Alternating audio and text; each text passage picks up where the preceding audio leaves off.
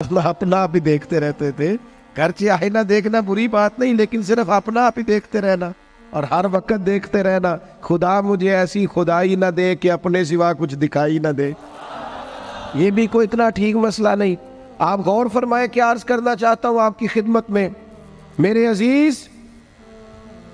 एक तो अगर मैं बड़ी समझदारी से और बड़े गौर से और बड़ी तवज्जो से आपको ये बात समझाना चाहता हूं कि अगर हुजूर से प्यार करोगे ना, तो ये जितनी दौलतों की और शोहरतों की मोहब्बत दिल में आती है, ये खुद ब खुद निकल जाएगी, खुद ब खुद निकल जाएगी, आसानी हो जाएगी, जीना आसान हो जाए। दूसरी बात आपकी खिदमत में अर्ज करूं, हम ना ताज़ा दम नहीं रहते, हम परेशान रहते हैं, हम बोर होते हैं, हमारी तबीयतें बाज़ोकात जल्दबाजी करती हैं, हम बाज़ोकात उलझ जाते हैं, करार तलाश करते हैं। उस करार को तलाश करने के लिए फिर बाज़ लोग उल्टी सीधी मूवीज़ देखते हैं। बाज़ लोगों का ख्याल है कि शायद मैं कोई लतीफ़ा सुनूंगा तो मामला ठीक हो, फिर उसका नतीजा भी निकला है लतीफ़े सुनने का। अब लतीफ़े सुनाना भी इतना बड़ा काम हो गया है कि मौलवी है पगड़ी दाढ़ी वाला, लेकिन उसके नाम के नीचे लिखा फ़नी मौलवी। खुदा के बंदे, ये संजीदा स्टेज है, दीनदार लोगों का करने का काम है, आप क्या कर रहे हैं? मौलवी भी फनी होता है, 6 मानादार है कि हमारा मिजाज था हर चीज शुगल मेला, हर चीज हंसना उलझना। मेरे अजीज, हम चूंकि सुकून चाहते थे, कुछ ने इधर उधर की मूवी देख ली, कुछ ने हंस लिया, कुछ सैर को चले गए, कुछ का ख्याल था खाने खा लेंगे तो सुकून आ जाएगा।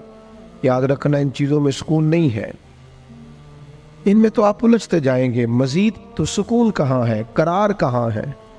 आप कभी सहाबा की जिंदगियां देखें ना, हालात जिस तरह के भी थे ना,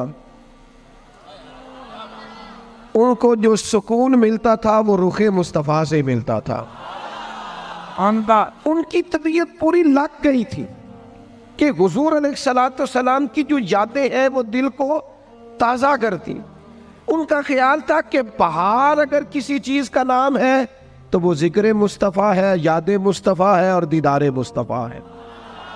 आला हजरत मुफ्ती हैं, फतवा देते हैं। आला हजरत मुफस्सिर कुरान है, कंजुल ईमान बजाते खुद एक तफसीर है, तर्जुमा ही तफसीरी है। आला हजरत मुहद्दिस हैं, वो जब अहादीस मुबारका का हवाला देते हैं तो यूँ लगता है कि जैसे बड़ी गहरी नज़र है इनकी, रावियाने हदीस पर भी, उसूल पर भी, और हाफजा भी मजबूत है हिफ्ज़े हदीस के लिहाज। सारी चीज़ें उनके पास थी, लेकिन वो पता क्या कहते थे? कहते थे ये जो मेरा दिल चमकदार है ना, और ये जो मेरी तबीयत हल्की फुल्की है, उसकी वजह ये है कि उनकी महक ने दिल के गुंचे खिला दिए। ये मैं नहीं आपको तकरीर सुना रहा, मैं तो जज्बात का इजहार कर रहा हूं। उनकी महक ने दिल के गुंचे खिला दिए हैं। तो क्यों गुंचे खिला दिए? कहते मेरे नबी का कमाल ये है कि वो जिस राह चल दिए हैं कूचे बसा दिए। वो जिस राह भी चल दिए हैं कूचे, हुजूर पर थोड़ा गुजर जाए तो काम हो जाता है। करार, सुकून, सारे दुख मिट जाएंगे अगर दिल हुजूर से लगा लोगे। अगर मोहब्बतों का मरकज रसूल पाक को बना लोगे। आप देखें ओहद के मैदान के अंदर काफिर ने एक बड़ी अजीब साजिश की मुसलमानों को परेशान करने के लिए। और तक भाई, आप लोगों की वजह से अगर इतने लोग तकलीफ में हैं तो आपको समझ जल्दी से बैठ जाए जी, जल्दी से जी, फैसला करने में इतनी देर, अल्लाह आपको सलामत रखे, बैठ जाए जी। अब आप खड़े हैं जनाब, आप भी बैठ जाए, अल्लाह आपको बरकत अता फरमाए। अच्छा, एक बंदा महफिल में खड़ा हो जाता है मोबाइल लेके, अल्लाह उन्हें समझना चाहिए कि बाकी सारे कुल भी है मोबाइल। और खुदा के बंदे, आपकी वजह से इतने लोग पीछे अगर परेशान है तो आपको समझना चाहिए उस चीज़ को। अल्लाह ताला आप सबको हंसता और मुस्कुराता रखे। नबी पाक की ज़ात से जब आपकी कामिल वाबस्तगी हो जाएगी ना, तो हुजूर की ज़ाते वाला का प्यार, और प्यार लारों वाला नहीं होना चाहिए, खाली जल से महफिल में और माए का हाथ में आया तो इश्क का दावा तगड़ा, खाली इस तरह नहीं।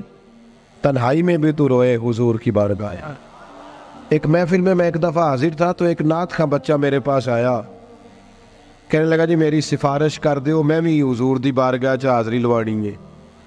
मैं क्या पुत्र तू घर जाके पढ़ लै, उत्थे भी हाज़री लग जाएगी कि 4000 बंदा चाहिए हाज़री लवाने लई। हुजूर की बारगाह में तो जहाँ बैठ के भी पढ़े हाज़री लग जाती है। इसके लिए क्या साज संवर के मजलिस ही फ़कत हो तो हाज़री लगती है? ये भी आला हाज़री है, पर वो तो वल्लाह वो सुन लेंगे और फरियाद को पहुँचेंगे हम। बस इतना तो हो, कोई फरियाद करे दिल से, तू बात तो दिल से कर। आपकी जब कामिल वाबस्तगी हुजूर से हो जाएगी ना, तो ये गुर्बतों का डर, ये परेशानियां, ये आजमाइशें, एक जगह रोना नहीं रोया हजरत बिलाल ने कभी अपनी गरीबी का, एक जगह परेशान नहीं हुए कभी हजरत सलमान फारसी के मैं परदेसी हूँ, एक जगह भी कभी जनाब सुहैबी रोमी को तकलीफ नहीं हुई। क्यों भला? इसलिए कि हुजूर की मोहब्बत ऐसी दवा है जो हर बीमारी से शिफा अता कर देती। ओहद के मैदान में काफिरों ने एक चाल चली थी। उनको पता था कि कौन सी बात मुसलमानों को ज्यादा परेशान कर सकती है। उन्होंने एक अफवाह फैला दी थी कि माज़अल्लाह हुजूर को शहीद कर दिया गया। उसकी वजह से शदीद परेशान हुए सहाबा, और जंग के जो नतायज बरअक्स आए उसकी बड़ी वजह यह अफवाह भी बनी। अब सहाबा बड़े परेशान थे, हुजूर शहीद हो गए। कुछ लोग ना मैदान उहद से जब वापिस आ रहे थे ना, जंग खत्म होने के बाद, एक खातून जा रही थी मैदान जंग की जानिब। औरतें अपने मिजाज के लिहाज से कमज़ोर होती है कल्बी तौर पर, और बड़ी खूबसूरत बात लिखी है उलमा ने, कहते हैं औरत के दिल में दर्द ज़्यादा होता है ना, प्यार ज़्यादा होता है, और ये जो वो कमज़ोर वाक़या हुई है इसे ऐब ना समझो। इसीलिए तो अल्लाह ने बच्चे को पालने का ज़िम्मा उसका लगाया है कि वो शफ़क़त ज़्यादा रखती है, मोहब्बत ज़्यादा रखती है, दर्द दिल ज़्यादा रखती। इसलिए जिस दर्द से वो बच्चे को पाल लेती है ना। मेरा बेटा एक दिन घर में कुछ पका हुआ था, उसकी अम्मा कहने लगी खाना खाओ, कहता है मैं नहीं खाना। ओदी अम्मा कहती मैं बड़ा जोर लाया, बड़ी मेहनत की, बड़ी गर्मी च पकाया, अज तो यही खाना पड़ा है। कहने लगा मैं नहीं खाना, मैं आराम से खाना खा रहा हूँ। अब वो माँ बेटा बहस कर रहे हैं। थोड़ी देर गुजर गई तो मैनू कहती तुसी क्यों नहीं बोलते? मैं क्या मैनू पता है किन्ने जितना है, थोड़ी देर बाद खलो जाओ, मैनू पता है किन्ने जितना है। वो बच्चा उठ के अंदर चला गया, कहने लगा मैं नहीं खाता, तुसी खाओ। वो फिर 5 मिनट लगे तो वो पकाना शुरू करता जो बच्चा कह रहे हैं।